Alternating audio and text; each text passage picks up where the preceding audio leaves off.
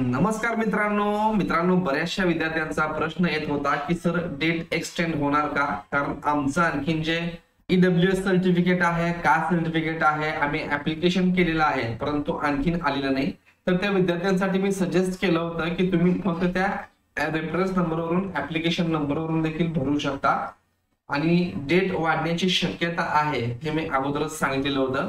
आणि नेमकं याच्याविषयीच नोटीस आज आलेली आहे आणि दुसऱ्यांदा LLB 3 इयरचा फॉर्म भरण्यासाठी एक्सटेन्शन मिळालेला आहे.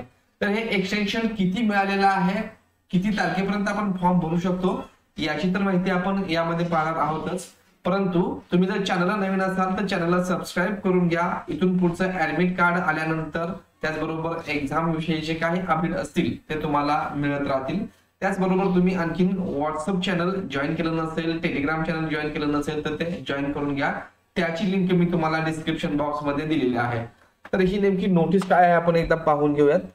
तर या ठिकाणी वेबसाईटला ही नोटीस आलेली आहे 10/2/2024 रोजी.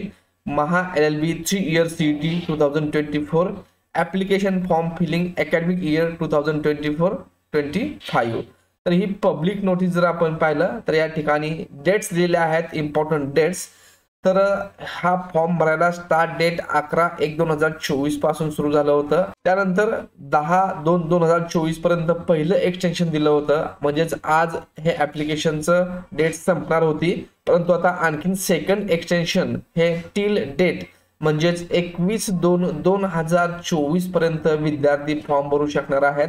आणि हा फॉर्म नेमका कसा भरायचा याविषयी व्हिडिओ आपल्या चॅनलला आहे, त्याची देखील लिंक मी तुम्हाला डिस्क्रिप्शन बॉक्स मध्ये दिलेली आहे. आणि इथे एक इम्पॉर्टंट नोटीस तुम्ही पाहू शकता, no further extension will be given after 21/2/2024. म्हणजे 21/2/2024 नंतर कुठल्याही प्रकारचं एक्सटेन्शन दिलं जाणार नाही असे एक सूचना या ठिकाणी दिलेली आहे. तर विद्यार्थ्यांनी याच वेळेमध्ये फॉर्म हा भरायचा आहे. आणि हा फॉर्म कसा भरायचा याची लिंक डिस्क्रिप्शन बॉक्स मध्ये आणि वरती आय बटन मध्ये तुम्हाला मिळून जाईल.